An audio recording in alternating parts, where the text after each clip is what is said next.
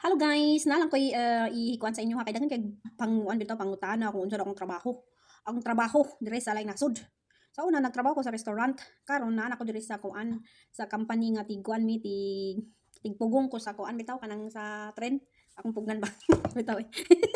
Tigsagang sa tren. Bitaw guys. Um, bitaw ay gaparenta mig mga opisina. So among company is international. Kung interesado ka which is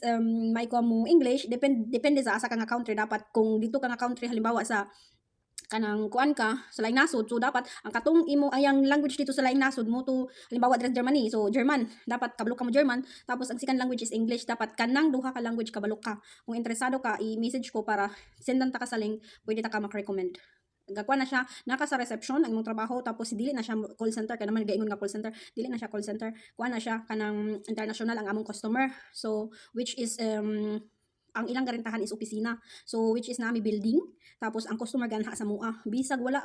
sila walay nagrenta halimbawa karon nga adlaw imong sweldo is always kanang lugar halimbawa kung kay ako pwede naman ko makabaligya so pwede na ko makahimog contract sa customer kay ako man na mahala dani nga center kani akong trabahoan so naa ko'y commission sa lahi pod ang akong sweldo lahi pod ang akong commission muna siya ang kuan pero kung gusto ka nga makuan sendan ta ka sa link bisan pag-asa ka nga counter kay ang among kuan international man di lang nako sampiton kay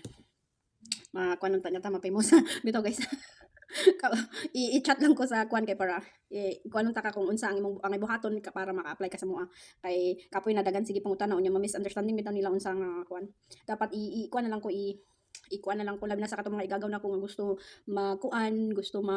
magkatrabaho, di ba? At least naka-experience sa computer. Mo na kay more on computer man ko. More on computer, telephone, kinahanglan kung English, may kamo English, kay mo na siya gamit kay ang English, labi na dinhi ka nang nakay nami mga problema sa mga kuan sa computer, ticket, magkuan man mi international man mi mag-communicate. So dapat may kamo English kay mo na ang kuan importante. Tapos dire sa mo German kay dapat mo communicate pud mi sa among mga customer nga German. So, mulang to guys, kung interesado ka, PM ko kay para